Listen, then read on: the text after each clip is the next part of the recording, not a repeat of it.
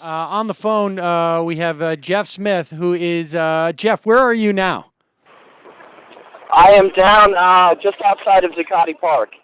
All right. The police are currently occupying the space and not letting anybody get in there right now. But we are actually waiting now. I don't know if you heard. I mean, we can go through the whole story, but there was actually a temporary restraining order that was filed late last night into the morning, and the cops actually denied that restraining order. So they went in essentially into the park illegally to evict us. And now there's another court hearing going on as we speak to basically defend our right to come back into the park, tents and all. Now, I've got the restraining order now, and so are you saying that this restraining order happened last night?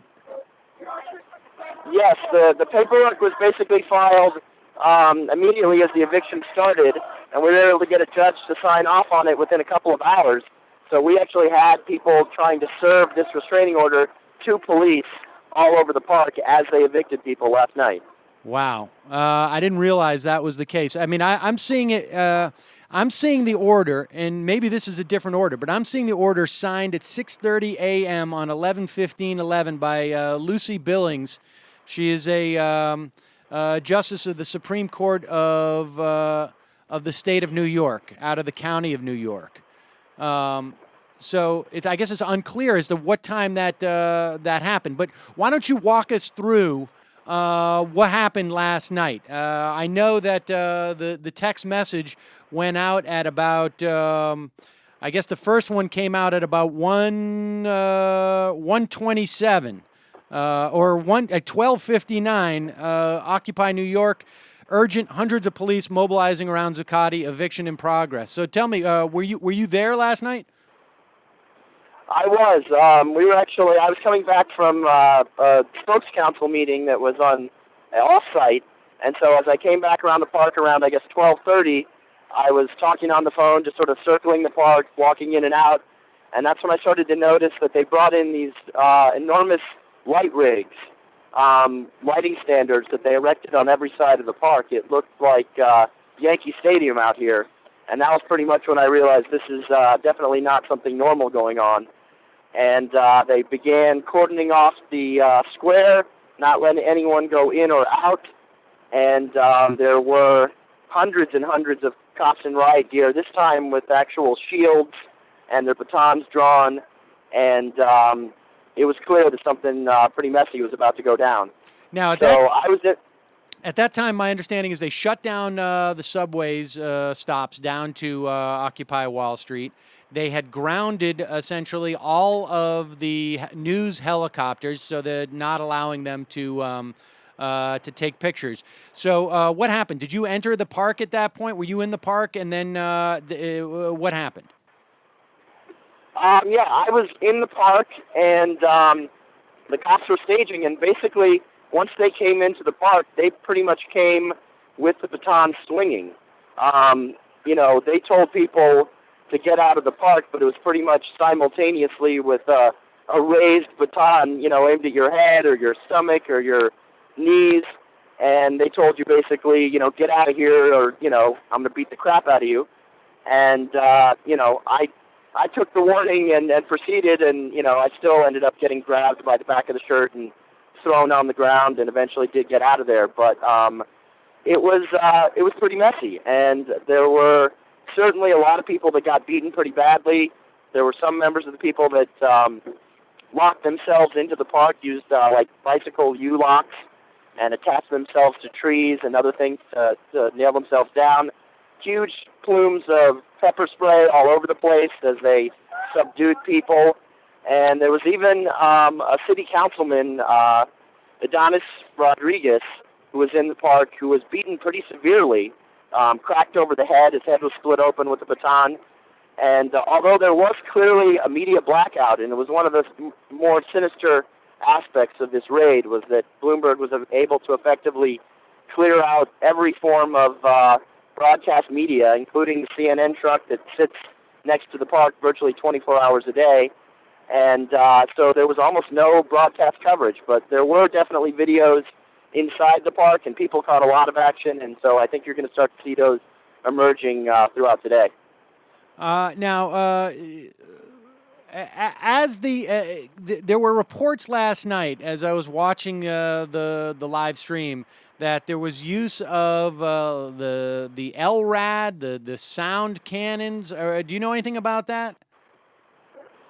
Yes, that was basically used against the people that were tied in, sort of locked themselves down and refused to get out of the park. And I did see the vehicle. I didn't hear it directly. I was out of the park at the time when they used it. But I did definitely hear confirmation from some people that they used it. And it was quite painful, apparently, to the people in the park. I would imagine. Now, we have a link on Majority FM to some video that was taken apparently by one of the people who had chained themselves in the kitchen area. And you can see the police begin to basically come in and begin to tear it down.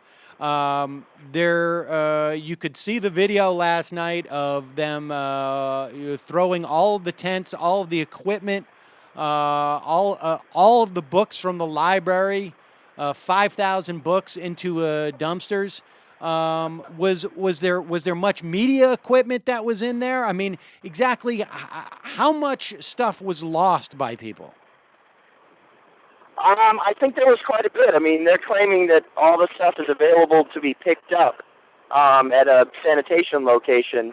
So they're claiming they didn't throw it away, but they definitely destroyed most of the tents in the process. And I guess it remains to be seen whether computer equipment and other such devices were damaged. Clearly, there was no real regard for our property rights, much less our First Amendment rights out there. And so after the park is cleared out, at least of those people who had not chained themselves in the park, where did you go? Where did people go? Well, I actually went from inside the park across the street to the lot there to continue to watch, and then the police cordoned off that area and forced us out. And basically, they just continue to push people up Broadway away from the location. Just lines of cops would just sweep across blocks and push everyone. And so even the news vans from all the local networks were parked up, 3-4 blocks away from the park, nowhere near where they could get any footage. And eventually people went to Foley Square. And so they met there impromptu, maybe 3, 4 a.m., and then others went to a church near NYU, the Judson Church, which has opened their doors to us. And so some of us went there to kind of regroup. But overall, people were definitely their spirits were high. Nobody feels like this is any kind of an end to the occupation, regardless of what happens. And frankly, I think people feel like this is only going to make us stronger again. Now, are you aware there was a group of protesters, of occupiers, who marched up to, I guess it was Canal or 6th and Grand, or Canal and Grand, somewhere in that area, and they have begun to occupy a fenced-in lot up there. Do you know anything about that? Yes, it's actually a sort of triangle-shaped lot. It's at Canal and 6th Avenue. And the property is actually privately owned by one of the churches.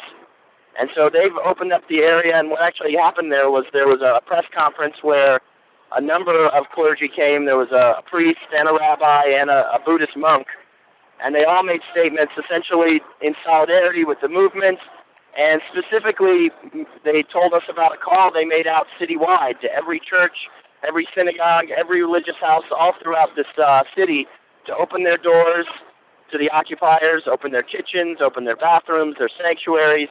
And so there was definitely a concerted call for help for this movement. And they really saw this as an important moment in trying to reclaim this country and our common space. And really, they brought the sense of justice in a religious sense that I think was really powerful. So I think this puts all the more pressure on Mike Bloomberg. And frankly, I think what's happened here is that Mike Bloomberg has become, kind of the most hated man in New York right now.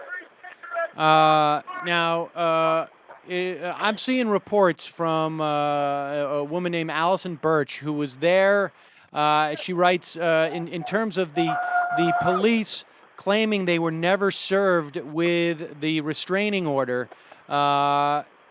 She writes, and I can't confirm this, but it was retweeted by Alternet as well. I was there. The deputy refused to receive it. It is all on tape. They were served.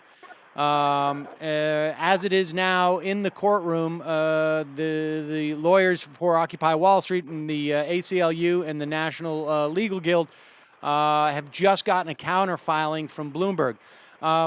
So now, what are people talking about in terms of tomorrow? There was a lot of action taking planned for the 2-month anniversary of the occupation. Has there been a GA? Has there been any notion of what's going to happen going forward, or are people just waiting essentially to see if they can get back into Zuccotti? The people have definitely congregated back down here at Zuccotti and are, seeing what's going to happen here. The action you're talking about is actually scheduled for Thursday, I believe. Oh, Thursday. Sorry, yes. And yes, I think it was something that we thought would go off regardless. We didn't know this eviction was going to happen, but I think now they've only served to make it that much bigger. I imagine that we'll have people even coming in from around the country to help us occupy it, and we have a number of different actions that will all be simultaneous, but it's really about how many people we can mobilize, and I think given what happened last night, I think that the whole world will be watching what happens down on Wall Street on Thursday morning. All right, and so tell me again. We're gonna talk to Harry Siegel in a minute and get his perspective. But where are you specifically right now, and what are you seeing? I am on Liberty Street on the side of the park, and there are cops in riot gear basically lining the entire park, standing up on the ledge, straight down one side, around the corner, and the other side. And then there are also cops all on the inside. So I'd say there's probably a total of 200 cops or so, maybe, total holding the park right now. And there have been a couple of arrests that have happened just out on the perimeter of the park. But I think people are waiting to see sort of what happens here. It doesn't feel like it's really a police showdown, but I think people feel like we've been at least vindicated on some level in the courts. And, I think we always felt like we were in the right in terms of our right to occupy this space. So I think the further that the city, turns this into a police state and tries to keep us from peaceably assembling, I think it's frankly a stain on the city and Mayor Bloomberg right now. And we should make this absolutely clear. Right now, the hearing is going on to determine whether or not the occupiers can stay in formerly known as Zuccotti Park. But what is absolutely clear and indisputable is that the police are now functioning in a direct contradiction to a court order. As of now, the occupiers should be allowed into the park as per the order of the state Supreme Court. The police are now basically in contempt of that court order. It remains to be seen what the resolution of the hearing is going to be, but they are clearly in violation of that court order right now. And Jeff, how many protesters would you say are there? I would say it's probably between 200 and 300 people. There's also just a lot of traffic amongst people that have come here to support us. And to correct one thing that you said, I believe the temporary restraining order that was issued last night expired at 11:30 a.m., which is when the new trial is scheduled to take place. So I think technically, as of right now, maybe they have the right to keep us out of the park, but only because the mayor has decided to just close the park, as opposed to what he had said earlier, that he just wanted to have the park clean and then we would be able to re-enter it. So I think clearly the court order has made the mayor have to double back on his word, And you're correct. At this point now, it seems like regardless of what the court order says, it doesn't appear as if the police are going to let us back in the park. It's certainly not with tents and sleeping bags as the judgment orders. All right, Jeff Smith, thanks so much for keeping us updated, and hope to talk to you more, and hopefully may I get a chance to see you over the next couple of days.